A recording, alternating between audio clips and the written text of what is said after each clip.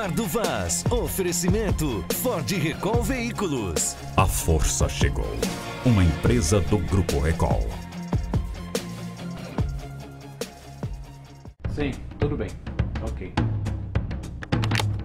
Está entrando no ar mais um Bar do Vaz.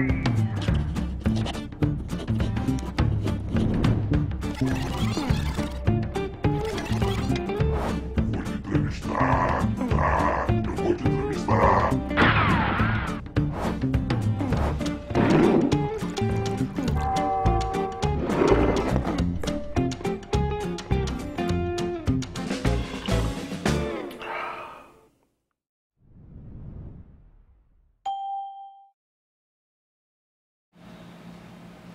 Alô, alô, tudo bem? Aqui estamos nós, mais uma vez, com um bom papo no Bar do Vaz. Hoje nós vamos falar de desenvolvimento. Convidei uma das cabeças mais pensantes e inteligentes desse estado, o presidente da Federação da Agricultura do Acre, Assuero Veronês. Tudo bem? Tudo bom. Quando fala em Assuero, a primeira ideia é pecuarista. A pecuária vai bem? Pecuária vai bem, mas penso que vai melhorar. Viu? Mais ainda? Eu acho que nós vamos ter um cenário, o cenário que se aponta aí com a mudança política do país. A gente espera que o país entre numa fase de crescimento econômico, e crescimento econômico é mais emprego, mais salário e mais consumo, e portanto come mais carne. O rebanho do Acre atende bem à necessidade do Estado? Do Estado, sim, nós consumimos em torno de 30% do que nós produzimos. 70% é exportado para outros estados, especialmente São Paulo, Santa Catarina. Então, rebanho crescente. Rebanho não cresce tanto porque temos restrições ambientais que não nos permitem avançar muito. Então o rebanho cresce vegetativamente, sem muito avanço, mantendo aí um rebanho em torno de 3 milhões e pouco de cabeça. E com essas novas tecnologias, já dá para a gente criar mais gado em espaços menores, em áreas que ainda não foram desmatadas, ou não? Ainda tem que ter o desmate para ter uma boa criação? É possível você aumentar com tecnologia, sim, mas não tanto. As tecnologias normalmente significam mais produtividade, mas também mais custos. E como nós estamos muito longe dos mercados, nós temos que produzir um boi mais barato, ou seja, um boi a pasto, fazendo algumas suplementações a pasto mesmo, mas não dá para pensar em confinamento.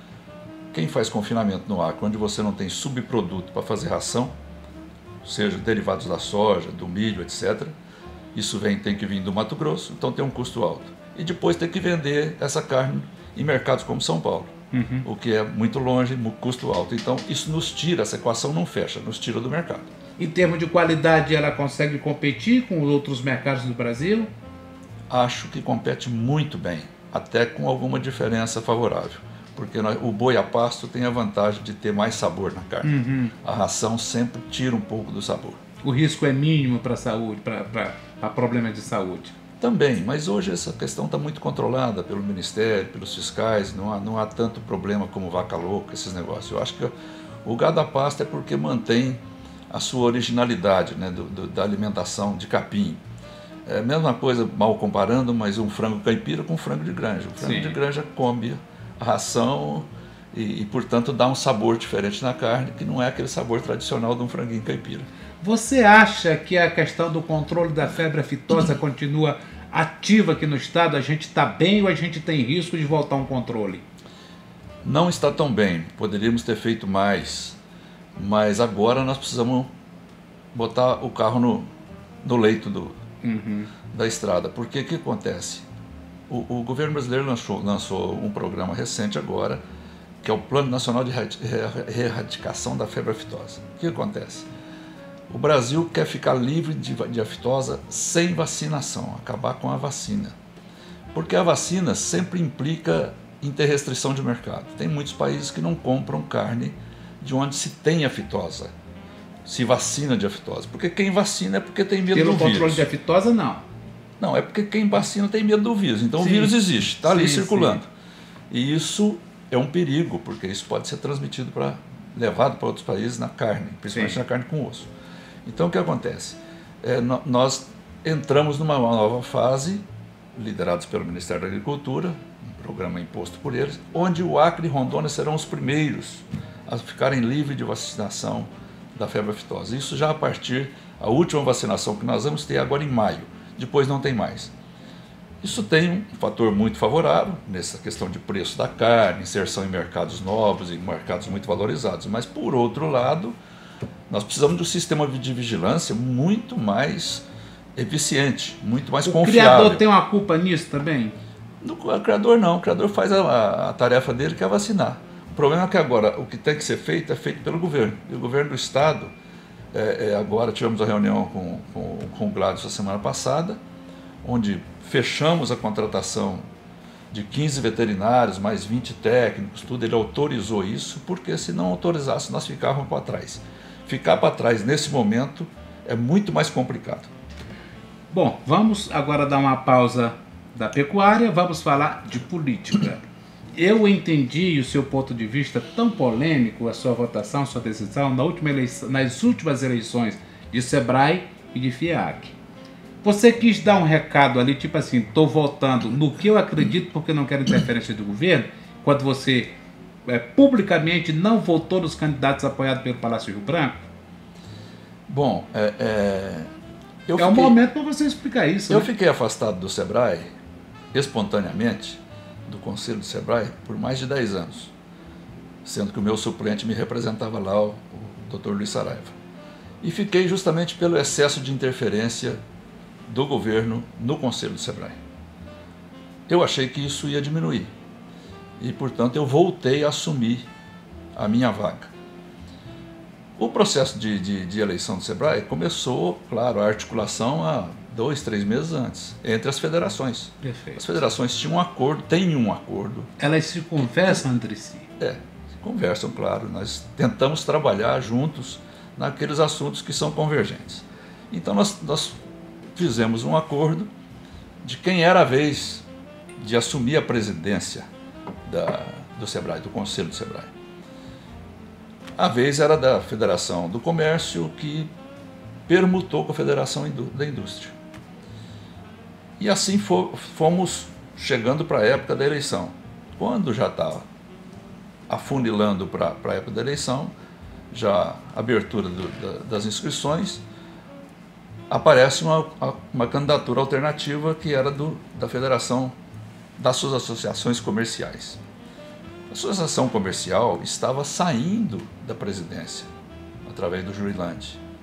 Então, transmitir de novo, dar um novo mandato para a associação comercial, não era aquilo que estava dentro do acordo que nós tínhamos de mudança, de revezamento, né? De rodízio entre as instituições. E isso me criou um problema.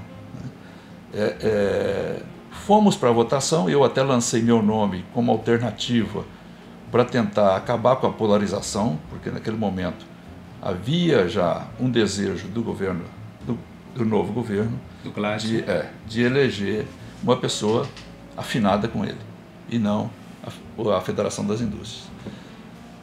Fomos para uma eleição em que eu fiquei extremamente numa situação difícil. Lancei meu nome como uma candidatura alternativa, não que eu quisesse ser presidente naquele momento, não me interessava, mas para dar conforto, para tentar, depois que já passou a data de inscrição, chegar no momento. Precisa de um nome alternativo, de um nome de consenso, o meu poderia ser.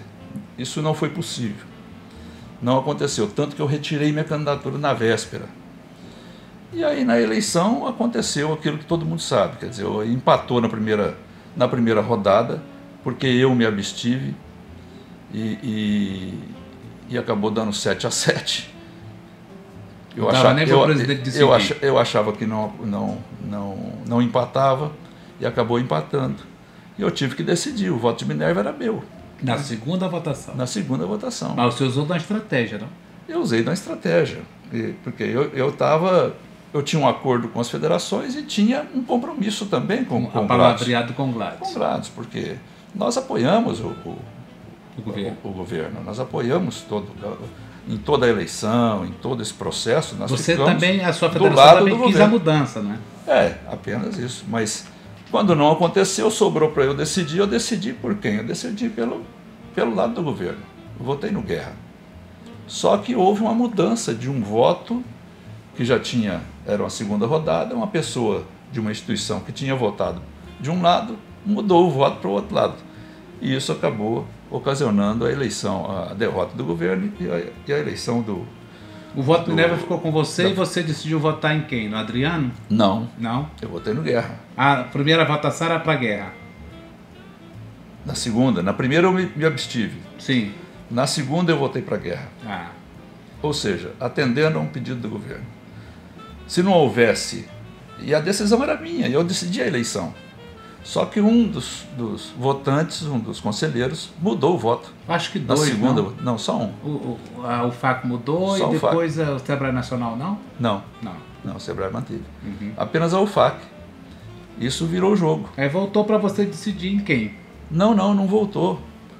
Não voltou. Ah, eu estou fazendo Porque- confusão também. Porque o seu voto foi o meu pro Guerra. voto ficava 8-6. Ah, Não, 8-7, né? certo. Só que quando o outro mudou o voto, Que foi a ele UFAC. retira um voto daqui e dá um voto para lá. Pra lá.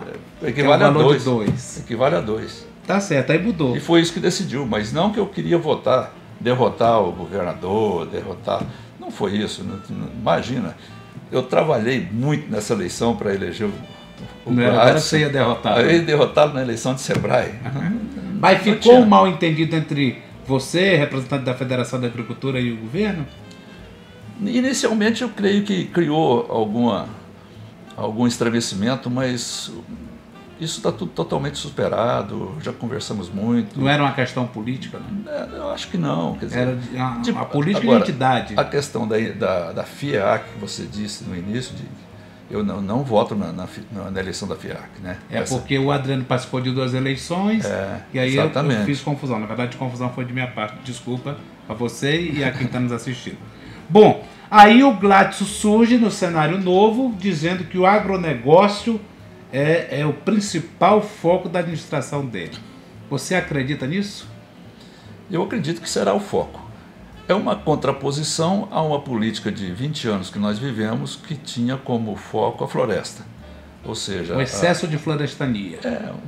era o discurso da economia florestal. Essa seria a economia salvadora, de preservação da floresta, mas de fazer a floresta ser uma opção econômica, né? Retirar da floresta o que de economia ela tinha. E ela não estava retirando o sustento das famílias.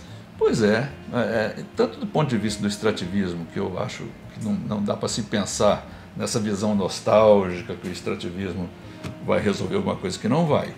É uma política de social para as pessoas que ainda vivem disso. Mas não Só que vejo. ninguém financia, não é o pobre que está lá dentro que depende da terra, do mato para sobreviver, né? Exatamente. A Agora, borracha não dá mais para ele garantia de vida. não dá. É o que acontece na reserva Chico Mendes hoje, né? Que ela já está com quase 10% desmatado. E pessoal criando gado. O pessoal criando gado. E se você fizer uma pesquisa lá dentro, todos querem gado. Né? O que você quer fazer? Não, eu quero gado. Então, tem o poder de sedução da pecuária, mas também é renda, entendeu? É renda. Aí tem dentro desse aspecto de agronegócio outros negócios que não dão certo dentro do governo. Por exemplo, peixe da Amazônia. Não deu certo. O que o governo deve fazer com aquilo, na opinião do investidor, do conhecedor, do presidente da Federação da Agricultura? Eu, além de falar como presidente, tenho que falar como investidor, que eu sou um deles. Você é cotista? Sou cotista. Se arrepende? Muito. mas Por quê? eu fui levado a entrar nesse negócio. E assim como todos os outros... Você não é de investir dinheiro em coisa ruim. Todos os outros 17 companheiros, né, que entraram. Aparentemente e sinceramente era um negócio bom. Né? Essa questão do peixe é uma questão que estava crescendo, todos os números que você vê de mercado mundial e etc. O peixe da Amazônia é um peixe nativo diferente do que temos, porque o grande criatório nacional de peixe de água doce é a tilápia. Né? E esses peixes mais exóticos não tinha no mercado. Tinha todo um planejamento muito bem feito, muito interessante. Mas eu acho que cometeu-se alguns erros que foram fatais. Por exemplo? Por exemplo, ao planejar aquele complexo, esqueceram da energia.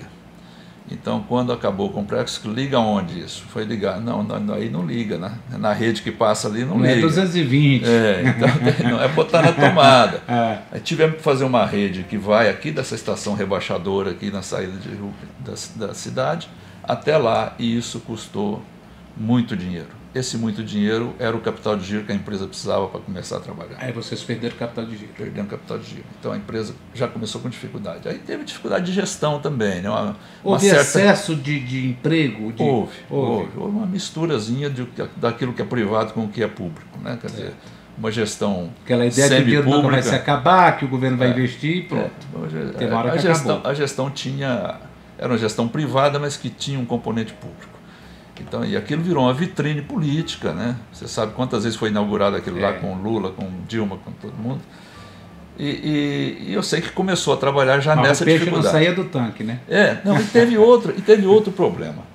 Indústria sem matéria-prima quebra. E o peixe acabou não avançando, porque criou-se uma política de se fazer 5 mil tanques, um tanquezinho para cada propriedadezinha pequena. Fora do complexo. Fora do complexo. O governo arrumou concorrente para vocês. Não, desses ramais todos. Não, a indústria precisa do peixe, porque ela não produz peixe.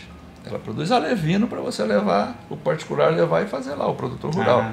Só que resolveram fazer 5 mil tanques.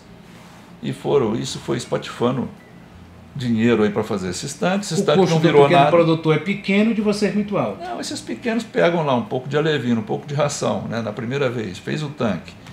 E aí daqui a pouco acaba a ração. Acompanhamento da vigilância sanitária, não consegue todos os procedimentos. Aí ele acaba comendo peixe, ou então trazendo para vender na esquina aí, no isopor. E eu sei que esse peixe não virou nada. Então a indústria começou a ter dificuldade de peixe, de matéria-prima. Não tinha. Alguns criatórios maiores também pararam, porque foram tendo dificuldade para receber, porque a indústria começou a atrasar. Aí a indústria passou a comprar peixe lá em Rondônia para trazer, para processar aqui, tipo a Dom Porquito, que compra porco no Mato Grosso para matar aqui. Então, o Porquito faz isso? Faz também. Compra no Mato Grosso para poder abater aqui? Exatamente. Não tem a produção que garante. Não tem a produção. Precisa ampliar a produção de matriz, produção de leitão. Não tem algo errado nisso? Tem. É você fazer as coisas. O carro na frente dos bois, né? Quer dizer, antes de ter. Porque normalmente a indústria vem, o governo não precisa nem fazer indústria. Quando você tem um excesso de produção de alguma coisa, a indústria vai atrás. Aqui nós invertemos. Quem investe que corre atrás de tirar vantagem, não é? Nós invertemos a lógica, né? Nós invertemos a lógica. Faz a indústria para depois fazer a produção primária. E aí, quer dizer, a agroindústria sem produto, uma indústria grande, que tem um ponto de equilíbrio alto, e aí foi fatal. Né? Tem jeito de salvar esse projeto? Nós estamos lutando para isso. Fizemos uma reunião ordinária do Conselho semana passada, estamos procurando alternativa. Ela já entrou com uma recuperação judicial para poder alongar o perfil da dívida, né? Para tentar melhorar a saúde financeira. Mas para salvar precisa investidor. Me diga o seguinte, alguém precisa pôr dinheiro lá. Quem sabe o Vaz? Não, o Vaz não gosta de. O Vaz gosta de comer peixe, mas não gosta de pescar, nem de criar. Agora deixa eu te falar. Quando começaram a captar os recursos, a oferecer as cotas, na época, me parece que era um pouco mais de 300 mil as iniciais. 6 meses depois, me parece que subiram para 500. Há um ano do Tião deixar o governo, já estava em 700, falando do valor dos cotistas.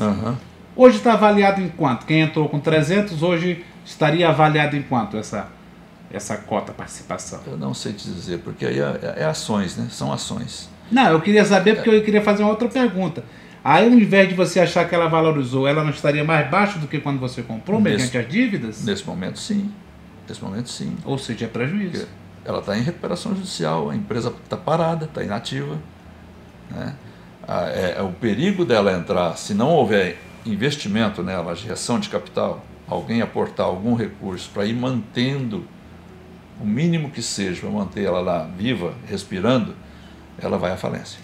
Agora, fazendo uma pergunta para um investidor. Se você não tivesse dentro e na atual situação alguém te oferecesse a participação na empresa por 300 mil, você teria coragem de comprar o mesmo valor de ações que você tem, a mesma quantidade? Seja franco. Pode ir para cá. Eu não. Mas não é porque aquilo não é meu negócio, não é meu objetivo. Você fez mais para acreditar na economia, para ajudar a impulsionar. Por acreditar, exatamente. Para participar de um empreendimento. Para dizer, tipo assim, eu não quero só tirar, eu quero fazer isso aqui prosperar. Era acreditar no empreendimento, que era uma PPP, né? E que eu acreditava que o peixe seria uma alternativa interessante, porque ele não ocupa lugar da pecuária. Uhum. Você faz uns tanques lá, você faz 10, 15, 20. Ele convive 50, com a pecuária. Convive com a pecuária peixe, perfeitamente. O boi não come peixe, né? Ele vai tomar só água. E o espaço que ele ocupa é pouco, então não atrapalha. Então eu achei que esse negócio ia casar, ia dar certo. Eu acreditei, eu entrei acreditando. Foi uma ilusão vendida e mal comprada. Deixa eu te perguntar uma coisa. Mas eu vou nós estamos lutando para tentar salvar. Não, eu acho bonito e tudo, só que eu tenho pena de quem trabalha tanto, faz investimento e não pode ter um retorno garantido. Ao invés de lucrar, vai ter que pagar imposto, vai ter que pagar empréstimo, tudo. Porque a empresa é muito bem instalada, é um espetáculo de empresa, muito moderna. Aí você vem, Federação da Agricultura, grande pecuarista, conhecedor desse ramo, e de uma hora para outra diz, não, agora nós temos que apoiar o plantio de soja. A soja hoje já é uma realidade aqui no Acre? Começa a ser. Eu mesmo sou um dos que estão plantando. Também. Mas hoje tem 3 ou 4 só. Transformar pecuarista em agricultor não é uma tarefa trivial. Fácil, não é. Porque o pecuarista, ele já, por natureza, ele já não gosta muito de máquinas e etc. É outra coisa. Só que essa moçada nova, os filhos, os genros, tem uma visão diferente e começa a fazer conta. E quando faz conta, olha para o bolso, vê que é vantagem, sim, você fazer agricultura. É uma atividade com mais risco, com mais investimento inicial, bastante grande. Que depende da natureza o tempo todo. Depende da natureza o tempo todo. Mas a natureza aqui do Acre não é tão malvada. A não ser um excessozinho de chuva na hora da colheita pode acontecer. Mas você perder por falta de chuva é muito difícil, como aconteceu esse ano, está acontecendo ou no resto do Brasil. De geada também é quase também zero. Não. Agora, o que acontece? O que viabilizou a soja aqui no Acre? Por que está acontecendo só agora? Porque ela vem, isso é um processo, é uma fronteira agrícola que vai avançando. E entrou em Rondônia e veio bater na ponta do Bunã. E por quê? Porque se criou a hidrovia da Madeira. Esse foi o grande diferencial em termos logísticos que viabilizou o negócio. Porque senão eu ia plantar soja aqui, eu tinha que entregar lá em Santos ou Paranaguá. E aí viabilizava. Isso não tinha jeito. Agora, entregar em Porto Velho é mole. E a Estrada do Pacífico vai ajudar também ou ela foi criada mais por questões políticas? Não diria que só foi política, ela foi uma esperança, né? Uma expectativa. Uma segunda alternativa. De muitos anos, né? Que se falava, desde o tempo do Dantinhas, já se falava nessa saída do Pacífico.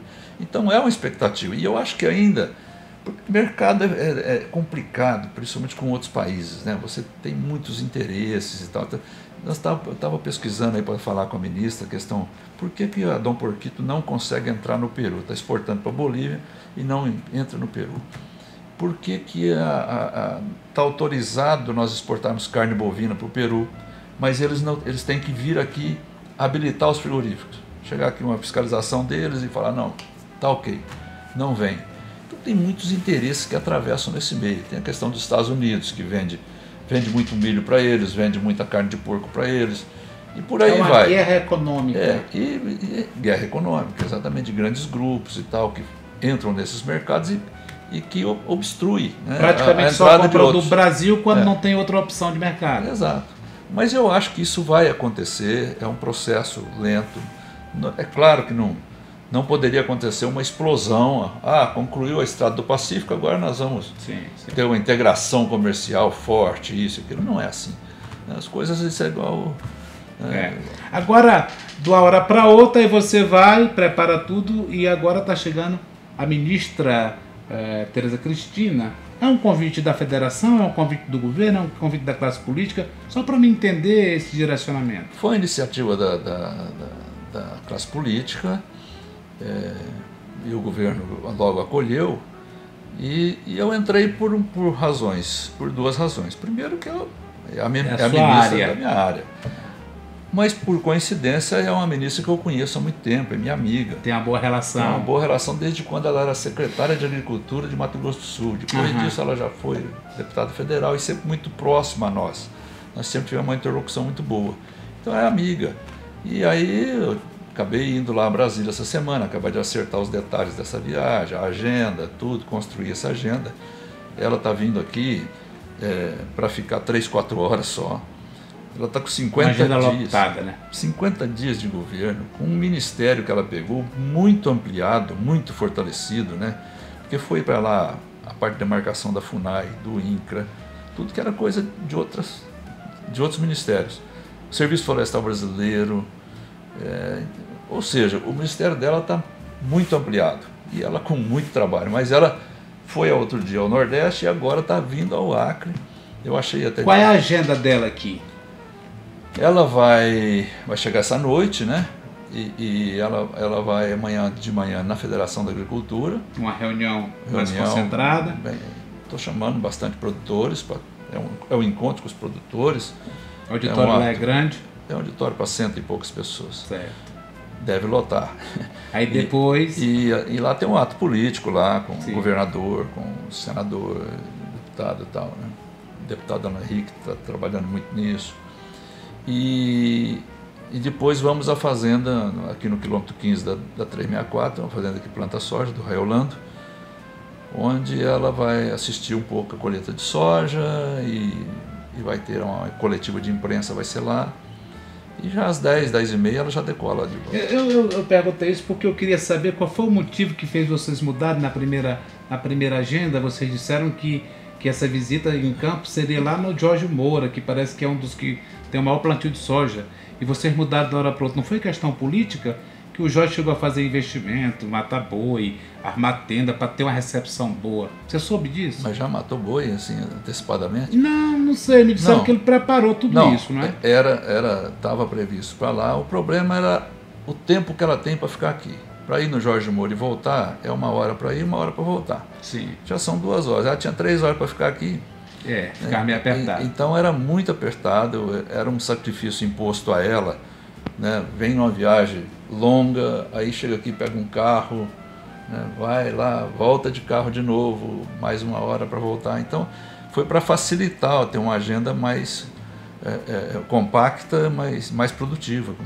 Mas vocês estão tendo problema para explicar isso para o Jorge ou para outros empresários? Não? O Jorge não falou nada comigo, não sei. Isso foi quem mudou a agenda. Claro que fui lá discutir isso, mas quem faz a agenda é o governo, né? Ela come ao menos um pedacinho do churrasco daqui para saber o sabor da carne do Acre? Come mesmo. Come?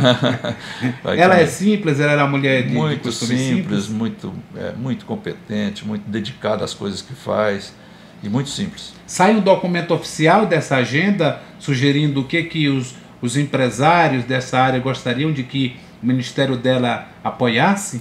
Sim, eu estou com um documento para entregar a ela.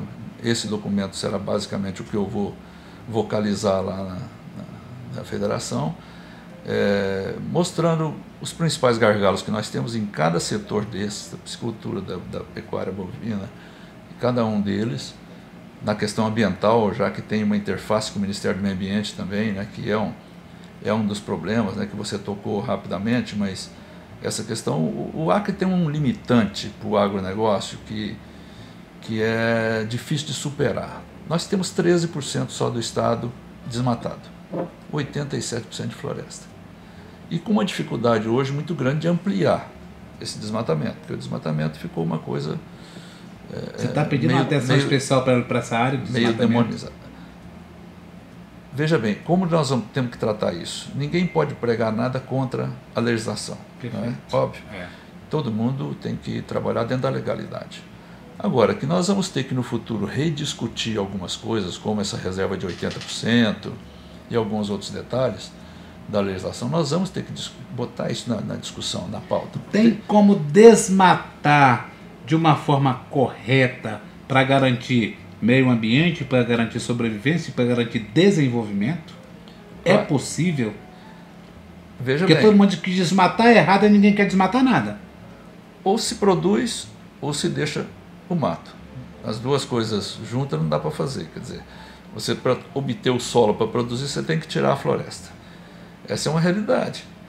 Agora, se a gente tira a floresta nos lugares certos, identificados por um zoneamento adequado, um zoneamento bem feito, um zoneamento agrícola, identificando os solos, identificando topografia, sabendo onde pode desmatar, você já tem um ganho extraordinário.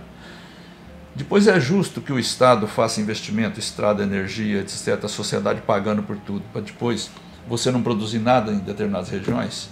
Quer dizer, não faz sentido isso. Também não podemos assistir a população mais pobre morrendo de fome, né? Nós precisamos crescer economicamente. E quando você vai trabalhar com qualquer tipo de produção, o Acre não dá escala. Né? Então, você vê, nós estamos mal comparando. Antes a gente não podia comparar, mas agora pode comparar com Rondônia, né? Sim. Então, você pega, Rondônia teve um rebanho menor que o nosso. Hoje tem um rebanho que é 14 milhões de cabeças, 5 vezes o nosso. Rondônia tinha desmatado menos que o Acre. Hoje Rondônia tem 40% do seu território desmatado. Tem 8, o Acre tem 2 milhões desmatados, Rondônia tem quase 9. Isso faz um diferencial enorme. Uhum. Agora, o pessoal lá está pior de vida por conta do desmatamento ou está melhor? Tem mais oportunidade de emprego? Tá não melhor. tem uma Inclusive economia, o interior é mais forte, não é? tem uma economia muito mais vigorosa, diversificada. É. Então, nós ficamos pequenos. Essa é a realidade. Precisamos achar alternativa. Agora, você fala só o desmatamento? Eu acho que o desmatamento é um ponto importante para a gente discutir. De uma forma muito mais ordenada hoje, muito mais técnica, podendo fazer as coisas certas nos lugares certos. Sim. Mas é preciso discutir esse assunto para o futuro. Tanto que o Bolsonaro falou que 80% ele acha um absurdo. Me diz de uma forma didática que eu ainda não consigo compreender. Eu até sei, mas eu não compreendo, eu não sei explicar, nem eu compreendo determinado ponto. Qual é a diferença da agricultura familiar para o agronegócio? Assim, para ficar bem claro para as pessoas que dizem que um é de rico, outro é de pobre. A agricultura familiar é mais essa do assentamento. Seria a propriedade até 2 módulos. O módulo aqui no Acre é em torno, vai de 70 a 100 hectares, então seria uma propriedade até 200 hectares. É paliativa? Em que o proprietário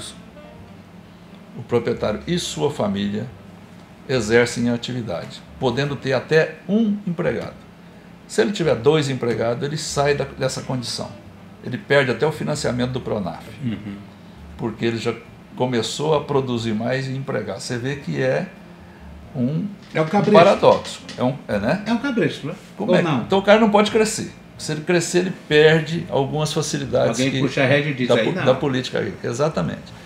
Então, a agricultura familiar. Eu trabalho com a minha família, na minha fazenda. Será que não é familiar? Depende da interpretação que você dê. Mas, conceitualmente, para o governo, seria isso aí. Quer dizer, o pequeno, aquele que não tem mais que um empregado, é da agricultura familiar. E o agronegócio? Agora, você pega no Paraná, em regiões mais desenvolvidas, tem muita gente com propriedades muito pequenas e que estão dentro do agronegócio. Um cara que produz mel de abelha e de qualidade, embala aquilo, produz em escala. E aquele mel vai para exportação, então esse cara não está dentro do agronegócio. O cara que produz soja lá numa área pequena de 50 hectares, exporta aquela soja, porque aquela soja vai para não está dentro do agronegócio. Então, depende muito da atividade e do nível de tecnificação e de produção que a pessoa tem. Para encerrar, nosso papo já está passando de 34 minutos, eu quero fazer uma pergunta assim para você ser muito sintético também. Acreditar, você diz que acredita, porque trabalhou pela mudança para eleger Gladys. A pergunta é, ele vai lhe surpreender positivamente nessa gestão dele? Eu espero muito. A gente está aí, inclusive, se propondo a ajudar naquilo que depender da gente, né? das nossas ideias, das nossas propostas, da nossa força para fazer isso. Você quer provar que estava certo quando defendeu esse projeto? Sim, claro, é importante para mim. Eu acreditei numa coisa, né? Não pode acontecer igual na peixe da Amazônia. Então eu estou acreditando nisso, estou acreditando que é uma mudança importante, um novo rumo, né, com um pensamento mais liberal, né, sem aquele forceps que nós enfrentávamos Sim. no governo passado, aquele dirigismo estatal, né, que, se contrariado, se você tinha problemas. Então nós queremos um governo mais liberal. Empresário hoje dessa área de agronegócio, ele pode estar mais tranquilo com questão de apoio de governo? Eu acho que sim. É mais aberto para isso hoje. É muito mais aberto, você tem muito mais facilidade. Eu acho que as políticas que vão ser implementadas no país vão dar uma consertada boa na economia. O país crescendo, tudo melhora para todo mundo, entendeu? E eu acho que só a reforma da Previdência agora já vai dar uma sinalização muito positiva e o país volta a crescer ainda este ano e eu vejo possibilidades muito boas. Espero que eu não esteja muito enganado, porque coisa para enganar a gente é governo. Obrigado, presidente. Espero que você não se engane, espero que a sua aposta tenha sido certa e que a gente possa sorrir ao invés de chorar daqui a pouco mais. Se a aposta foi certa, nós vamos sorrir, vai ser bom. Obrigado a você pelo carinho da audiência, continue prestigiando nossos programas, não esquecendo que nessa sexta tem o Gameleira Connection, com nova fase. Um abraço.